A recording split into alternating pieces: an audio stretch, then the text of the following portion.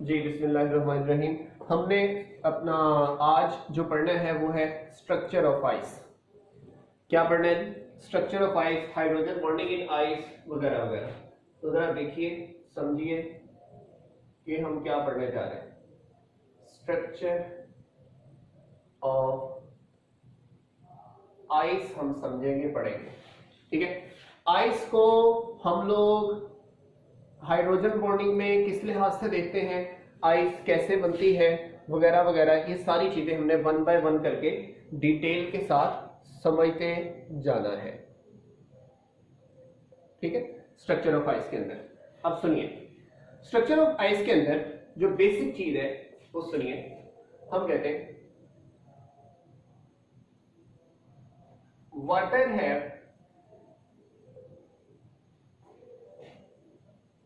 Tetrahedral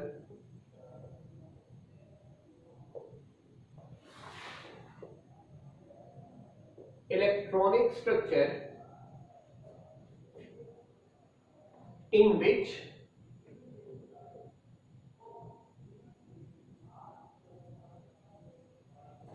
two corners are occupied by lone pairs and two corners are occupied by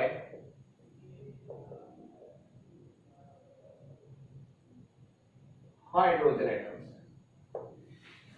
तो पहला water के structure के बारे में जिक्र हो रहा है। क्या जिक्र हो रहा है तो उसे जरा बना के देख लेते हैं ताकि आपको कल वाली जो बात है वो मजीद क्लियर हो जाए। तो लास्ट में हमने हाइड्रोजन बॉन्डिंग इन वाटर भी पढ़ा था, वो वाली भी क्लियर हो जाए। अब देखो, वो कहता है दो तो ये हैं, दो लोन पेयर होते हैं। अब ये एक लोन पेयर ये है, दूसरा लोन पेयर ये, यानी कि लोन पेयर इस तरह करके इलेक्ट्रॉन घूमते रहते हैं ना। तो ये एक कॉर्नर, इधर ये वाला कॉर्नर अगर माने, ये वाला कॉर्नर माने, दो और दो चार कॉर्नर। ठीक है। तो मैं यूं कहूंगा कि इस वक्त ये टेट्राहेड्रल स्ट्रक्चर है, इसको मैं दो नाम दूंगा। एक इसका इलेक्ट्रॉनिक स्ट्रक्चर के बारे में और एक इसकी शेप या ज्योमेट्री के बारे में। जो स्ट्रक्चर है इसका इलेक्ट्रॉनिक वो है टेट्राहेड्रल, वो मैंने ऊपर एक्सप्लेन कर दी। और शेप इसकी होती है बेंड या वी शेप। वी शेप का मतलब इस तरह करके जो शेप होती है उसके अंदर लोन पेयर्स का कोई रोल नजर नहीं आता, यानी कि विजन में नहीं आती। और जो क्या नाम उसे बोलते हैं, हमारे पास होता है इलेक्ट्रॉनिक स्ट्रक्चर। तो जाहिर बात है यहाँ पे बॉन्ड पेयर्स होते हैं, यहाँ पे लोन पेयर होते हैं, उसमें तो सारे ही आने हैं ना। तो उसके अंदर तो ये सारी चीजें काउंट होंगी, तभी ये हम लोग देख रहे हैं। अच्छा, अब यहाँ पे हमें स्ट्रक्चर ऑफ आइस की क्लियरिटी मिल गई। अपना वाटर का स्ट्रक्चर क्लियर हो गया। कौन सा होता है? टेट्राहेड्रली इलेक्ट्रॉनिक स्ट्रक्चर होता है। अब सुनिए,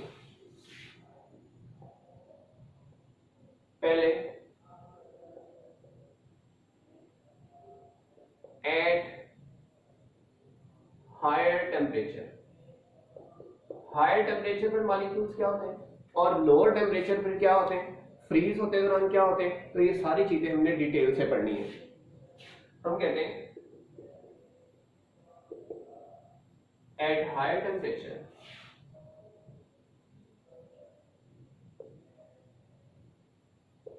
there is greater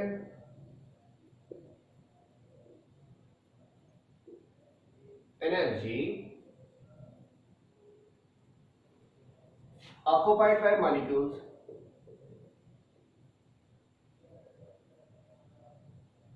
so they move and are arranged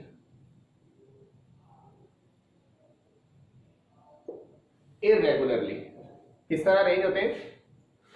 irregularly arrange होते हैं, उसमें रेगुलर अरेंजमेंट नहीं होती। कौन सी अरेंजमेंट होती है? इरेगुलर अरेंजमेंट होती है। ठीक है, तो अब उसके अंदर जब अरेंजमेंट ही इरेगुलर है, ठीक है, तो उससे हमें क्या पता चलता है इरेगुलर अरेंजमेंट से कि पानी के मॉलिक्यूल्स जब रूम टेम्परेचर पे होते हैं तो उनमें कोई सिमेट्री नहीं होती, कोई अरेंजमेंट नहीं होती। तो यहां से हमें समझ आ गया कौन सी अरेंजमेंट है irregular. Okay,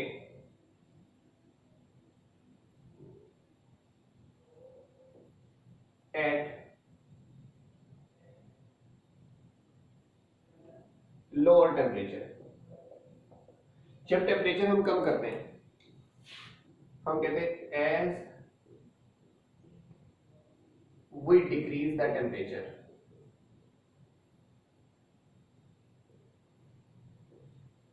of water,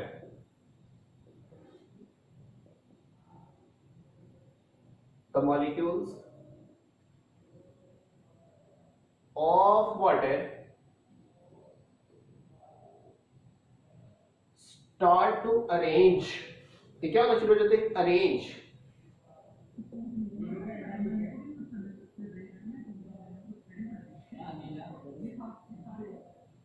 in hexagonal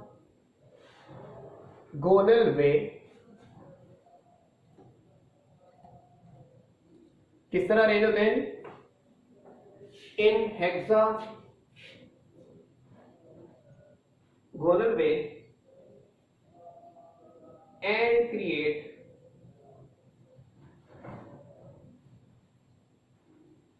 empty spaces between them by which there is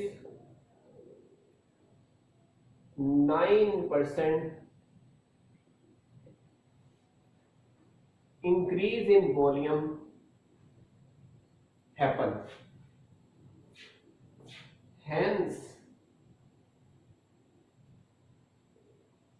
density of water decreases and it start to float at the surface of water when converted into ice। जब ये ice में totally convert हो जाती है तो इसकी density क्या हो जाती है? कम।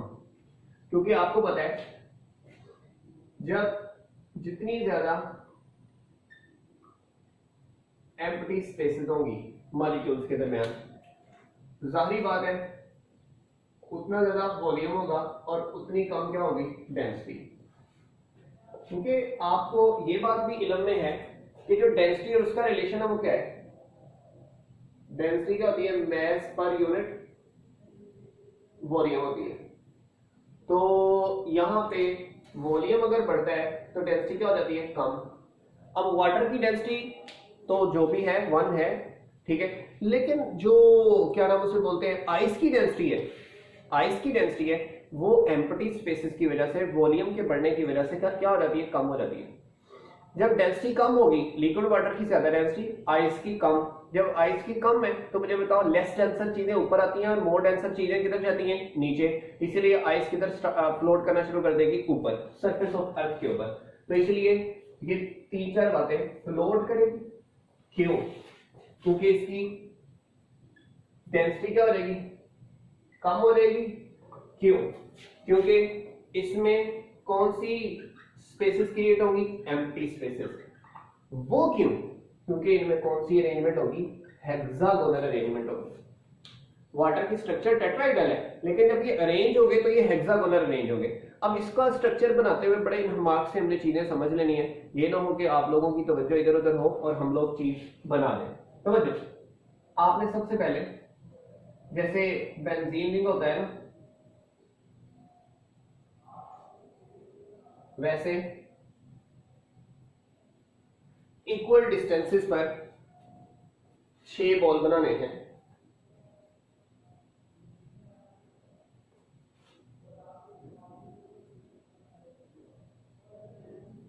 ठीक है।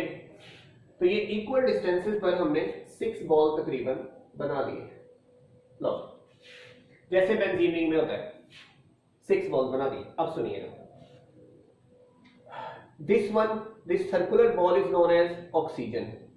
This circular ball is known as oxygen. हर 2 ऑक्सीजन के दरमियान एक हाइड्रोजन बनानी है।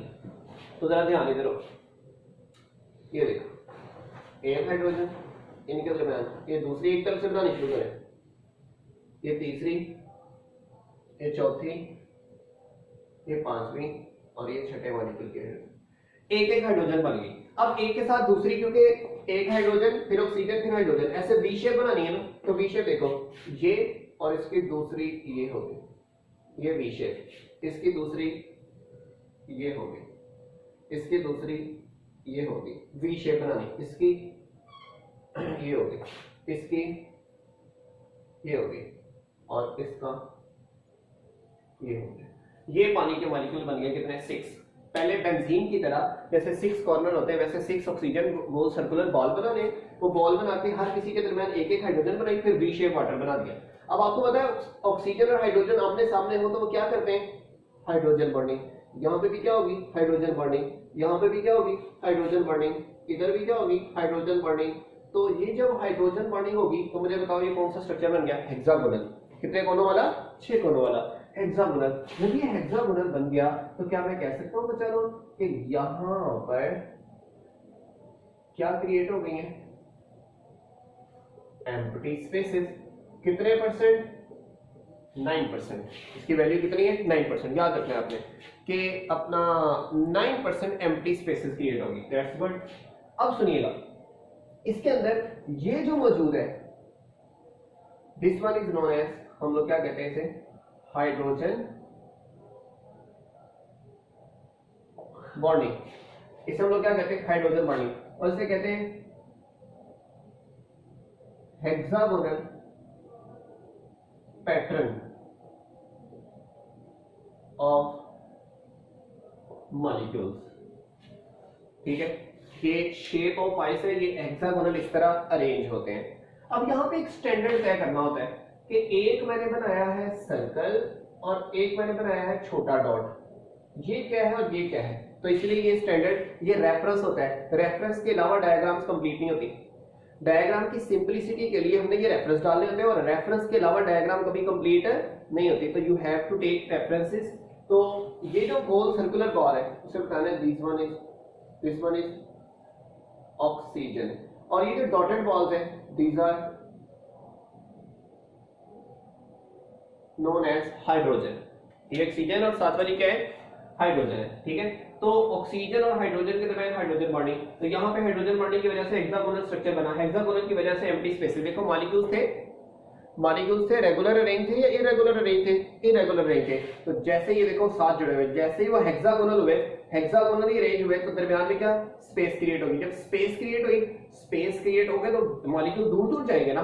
जब दूर दूर जाएंगे तो वॉल्यूम बढ़ जाएगा। जब वॉल्यूम बढ़ेगा तो जाहिर बात है किसी चीज का वॉल्यूम बढ़ा दो तो जाहिर बात है वॉल्यूम और डेंसिटी एक दूसरे के क्या होते हैं? इनवर्स। डेंसिटी क्या हो जाएगी? कम। जब डेंसिटी कम होगी आइस हल्की हो जाएगी। हल्की होगी तो वो किधर तैरेगी? ऊपर। आपने कभी देखा हो पेप्सी के अंदर बर्फ डाल के वो बॉटम में तैरती है रहती है या ऊपर आ जाती है? ऊपर आ जाती है। क्यों आ जाती है? क्योंकि उसकी डेंसिटी कम है। अगर रेत वगैरह, साल्ट वगैरह, चीनी वगैरह डाले वो नीचे जाएगी। क्यों? उसकी डेंसिटी ज्यादा होती है, हैवी होते हैं उससे।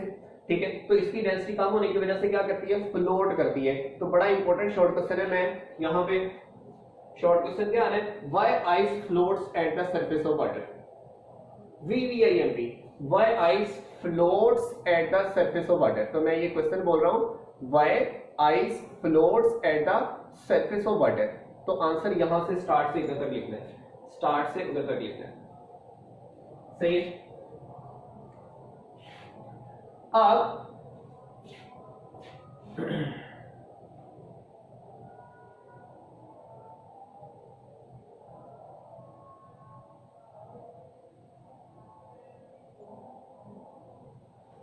सुने,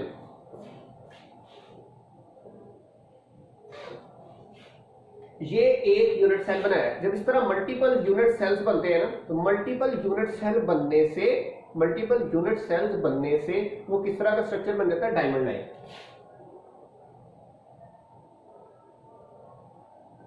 the water in ice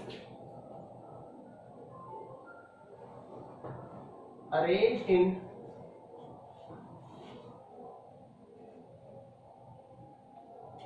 tetrahedral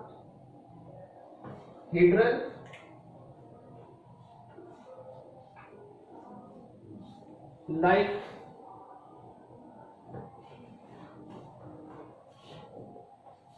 diamond structure to give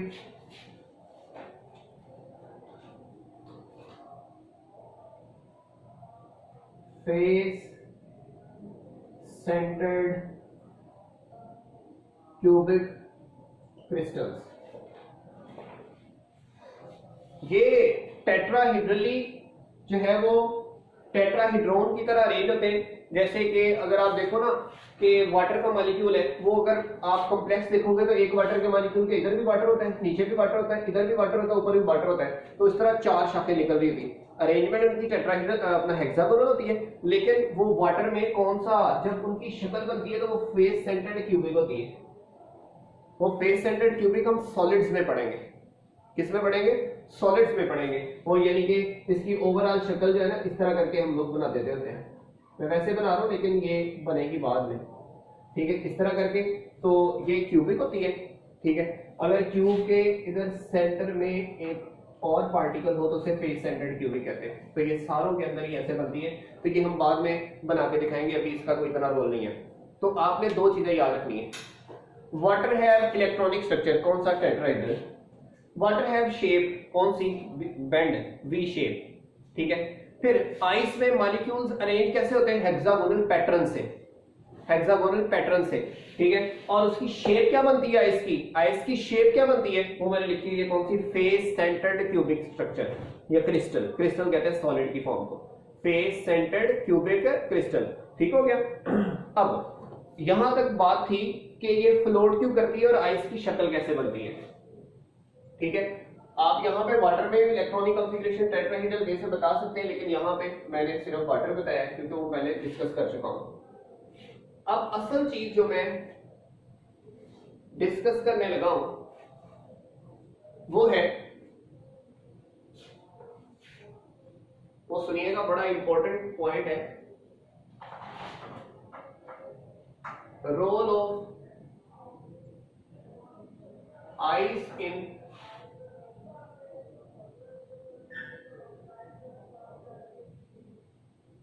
polar regions, role of ice in polar regions, ठीक है।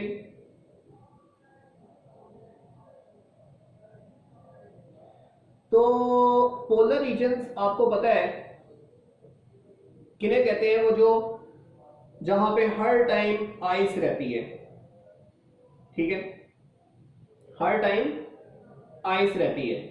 अब इसमें जरा चक्कर देखना है कि वहां पे आइस भी रहती है और जानदार भी जिंदा रहते हैं। तो ये एक अलग से एक अपना शॉर्ट क्वेश्चन भी आ सकता है, और ये बड़ा आइस में ही एक कॉन्सेप्ट है। सुनिए, हम कहते हैं when the temperature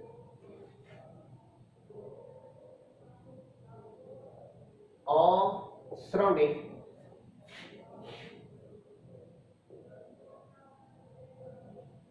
decreases up to 4 degrees Celsius, then molecules come closer and density of water become maximum.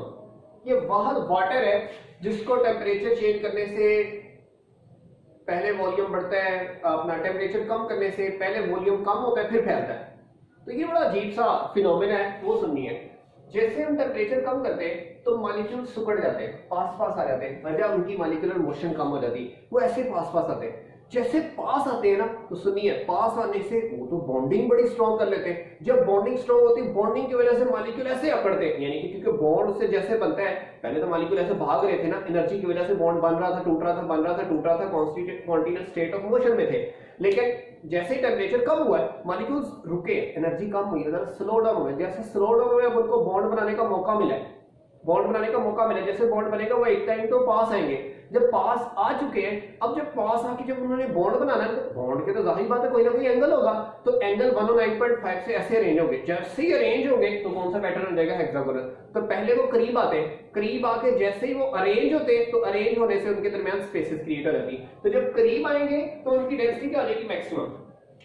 When the temperature of surrounding decrease up to 4 degrees Celsius, then molecules of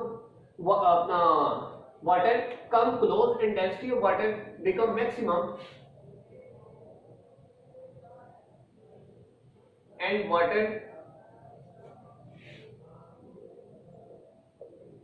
goes down in layer।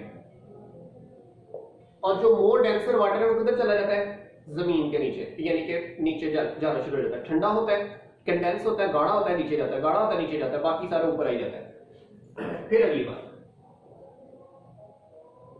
If temperature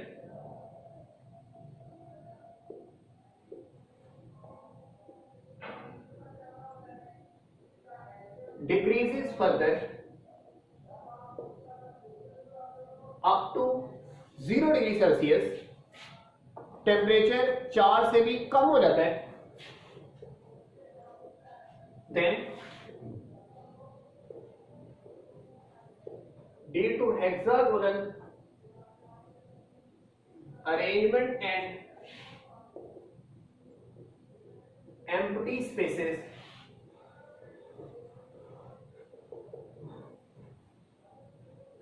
density decreases to minimum, by which this water comes at surface।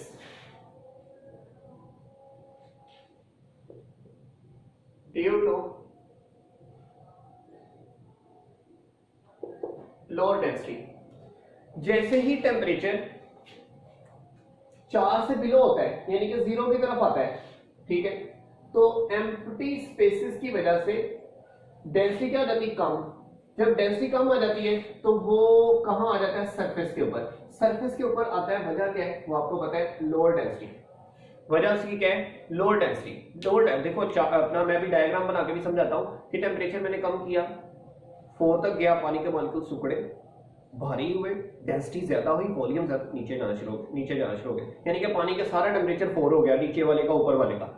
4 से भी जब कम होगा तो molecules अब arrange हो गए। क्यों, एक लिमिट तक पास आते, पास आके फिर जब बॉन्ड बनता है ना, तो बॉन्ड बन के अरेंज होते हैं, तो उनके अंदर स्पेसेस क्रिएट होती है। स्पेसेस क्रिएट होने से वॉल्यूम बढ़ता है, वॉल्यूम बढ़ने से डेंसिटी कम होती है, तो फिर वो पानी का मॉलिक्यूल अगर सरफेस के ऊपर है तो सरफेस पे ही रहेगा, तो वो सरफेस पे आ जाएगा, ठीक है।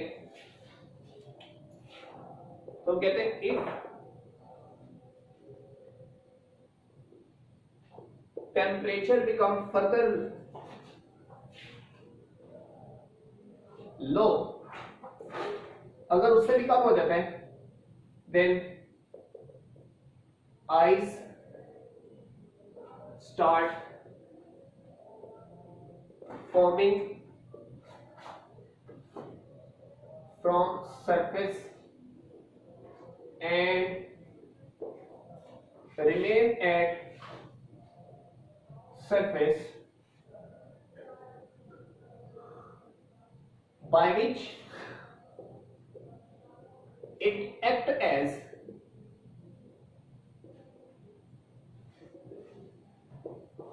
insulating blanket for underneath warmer water. क्योंकि ऊपर बर्फ जमी है, पहले ऊपर वाली जमनी है फिर नीचे वाली जमनी है, तो नीचे वाली तो बाद में फ्रीज होगी, तो पहले ऊपर वाली फ्रीज होगी, तो ऊपर वाली जब फ्रीज हो जाएगी तो वो किसके तौर पे अंडरनीथ थोड़ा सा वार्मर वाटर है ना, जो गर्म पानी है उसके लिए वो इंसुलेटिंग ब्लैंकेट के तौर पे काम कर रही है, क्योंकि उसने किधर है ना ऊपर ही सरफेस के ऊपर रहेगी। जब सरफेस के ऊपर रहेगी तो और ठंड नीचे नहीं आने देगी, जब और ठंड नीचे नहीं आने देगी जाहिर बात है जब ऊपर एक लेयर बन गई तो टेम्परेचर नीचे थोड़ी ना आएगा, आहिस्ता आहिस्ता आएगा। तो इसलिए याद रखें ये अपना सरफेस पे जब रहेगी ना तो वो सरफेस के ऊपर उसके लिए कौन सा काम करेगी, ब्लैंकेट का। Due to this reason underneath water of ice don't freeze नहीं होता and life exist under ice in polar regions के अंदर लाइफ क्या करती है, एग्जिस्ट करती है। तो ये मैंने पूरा डिटेल के साथ लिखा है, इतना डिटेल बुक में भी नहीं लिखी हुई जितनी मैंने डिटेल के साथ लिखा है। मैं थोड़ा सा रिवाइज कर देता हूं। सबसे पहले मैंने कहा मैं डायग्राम से रिप्रेजेंट करूंगा इसे, कि तवज्जो रखिएगा ताकि डायग्रामेटिकली भी आपका जो प्रॉब्लम है वो सॉल्व हो जाए। ठीक है, बुक में डायग्राम नहीं, जस्ट फॉर अंडरस्टैंडिंग है, इसे आप लोग सॉलिड फॉर्म में बुक में अपना पेपर में ना लिखे तो अच्छा है।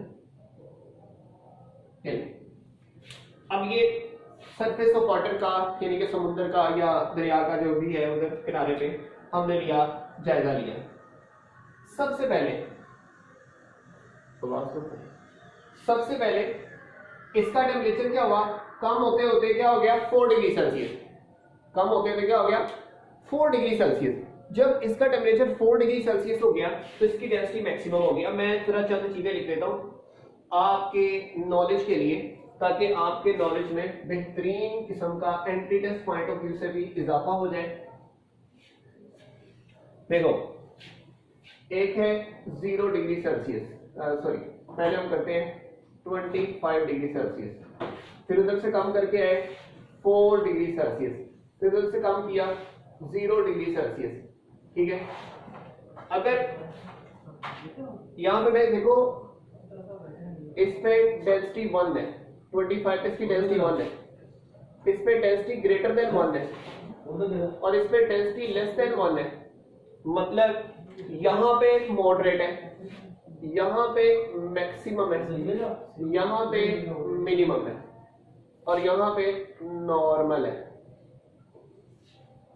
तो मैक्सिमम इस पे है, इसका मतलब पहले जब 4 पे जाएगा तो डेंसिटी क्या हो जाएगी, मैक्सिमम। जब डेंसिटी मैक्सिमम होगी तो जाहिर बात है वो 4 वाला सारा सिस्टम का 4 हो जाएगा, ये सारा 4 हो गया। अब जैसे ही बाहर वाला टेम्परेचर 0 डिग्री सेल्सियस होता है तो सबसे पहले सरफेस का 0 डिग्री सेल्सियस होगा। जब इसका 0 डिग्री सेल्सियस होगा तो ऊपर वाली चीज जमनी शुरू हो जाएगी और जम के नीचे नहीं जाएगी। ये ब्लैंकेट का असल फिनोमिना क्या है कि बर्फ जमती है उधर ही रहती है, सरफेस के ऊपर ही रहती है, सरफेस के ऊपर ही लेयर बनाएगी, नहीं नीचे नहीं जाना। ठीक है, इसने थोड़ा थोड़ा करके आहिस्ता आहिस्ता करके नीचे जमाना है, आहिस्ता आहिस्ता इस तरह थोड़ी सी और, लेकिन वो थोड़ी रहेगी और ये ऊपर रहेगी। अब हम लोग कहते हैं ये वाली जो सरफेस है ये इंसोलेटर के तौर पे काम कर रही है। क्यों? ये मजीद ठंड को नीचे नहीं जाने देती, जितनी ठंड खुद ही लिए जा रही। क्यों? ये ऊपर लेयर बन गई है और आइस में जब मॉलिक्यूल होते हैं वो ठंडे हो जाते हैं, वो कंडक्टर रहते नहीं है।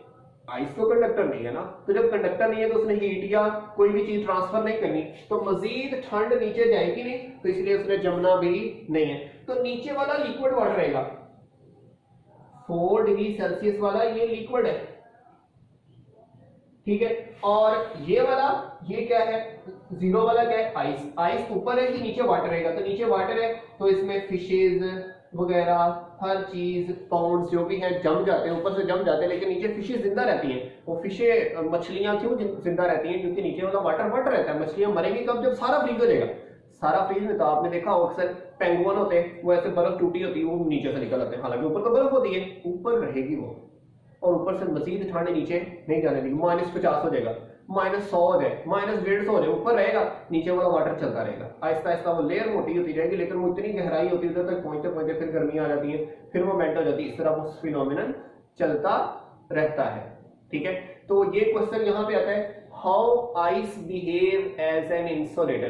तो ये आपने डिटेल में बताना है, ये आपने डिटेल में बताना है कि ये इंसुलेटर के तौर पे काम कैसे करती है। ठीक हो गया, तो ये आ गया इंसुलेटर के तौर पे काम। और यहाँ पे ये डेंसिटी का रोल है कि ये मैक्सिमम 4 पे होती है, मिनिमम 0 पे होती है। ठीक है, और 25 पे क्या रहती है, 1। 25 पे क्या रहती है, 1। 4 पे 1 से ज्यादा, 0 पे 1 से भी कम। जब 1 से कम हो गई तो हमने कहा कि ये क्या हो गया भाई, कि ये फ्लोट करना शुरू हो गई। तो इसमें चंद क्वेश्चंस हैं। अगर मैं कहूं if there is no hydrogen bonding in life, तो बर्फ नहीं जमनी, ना बर्फ जमनी है, ना आप ठंडा पानी पी सकते हैं। ये बड़े मसले मसाइल हो गए। फिर आपके जो ब्लड के अंदर वाटर है, जो खून है, वो हाइड्रोजन बॉन्डिंग की वजह से एक पाइपलाइन में है। हाइड्रोजन बॉन्डिंग ना हो तो कहीं पानी का बहाव मुमकिन ही नहीं है। तो हर जगह पे हाइड्रोजन बॉन्डिंग का रोल है। मैं इस तरह सिंपल कहूं कि if there is no hydrogen bonding then there is no life. सिर्फ एक हाइड्रोजन बॉन्डिंग का आप शुक्र नहीं अदा कर सकते कि हाइड्रोजन बॉन्डिंग है, तो ये आपके जो बाल हैं या आपके ऊपर जो है वो क्या नाम उसे बोलते हैं, नैशी छुपाने के लिए मेकअप करती हैं खवातीन या बॉयज जो भी करते हैं, उसके लिए भी हाइड्रोजन बॉन्डिंग है।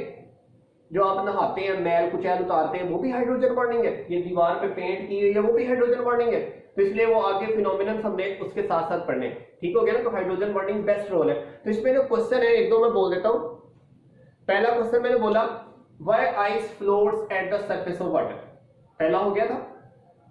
ठीक है, दूसरा क्वेश्चन बोल रहा हूं, why ice have lesser density, why ice have lesser density as compared to liquid water।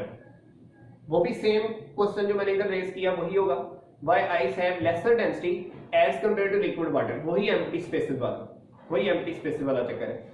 आखिरी में लिखे, आखिरी ये जो पैराग्राफ है इसमें लिखे, why there is a life। Question लिख लें, फिर कहते हैं आप रिपीट कर दें। Why there is a life under ice in polar regions। Why there is a life under ice in polar region। कि पोलर रीजन में बर्फ के नीचे जिंदगी कैसे है। तो बर्फ के नीचे तो जिंदगी होनी होनी है, वो तो मैंने आपको बता दिया कि वो किसके तौर पे काम करती है, इंसुलेटर के तौर पे। नीचे वाला पानी जमता नहीं है, ऊपर वाला जमा रहता है, तो इसलिए ये हमारे पास इंसुलेटर के तौर पे काम करती है। क्लियर होगी बात, सही है। तो ये चंद सवालात थे जिनके जवाबात मैंने बता दिए आपको, पैटर्न बता दिए, स्ट्रक्चर बता दिए। तो इसके बारे में कोई क्वेश्चन है तो अब आप पूछ सकते हैं। मैं आपको यहां तक टॉपिक एंड हो गया। लो जी, अल्लाह हाफिज।